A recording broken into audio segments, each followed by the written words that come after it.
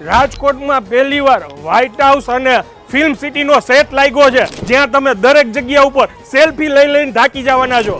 જ્યાં હું વાત કરી રહ્યો છું આપણા બાલભવન વેકેશન કાર્નિવલ 2026 ની માત્ર 30 રૂપિયા એની એન્ટ્રી ફી છે. 300 પ્લસ પ્રોડક્ટ તમને આ મેળામાં જોવા મળવાની છે. બાકી રાઇડ્સ ને ફૂડની મજા તો ખરા જ.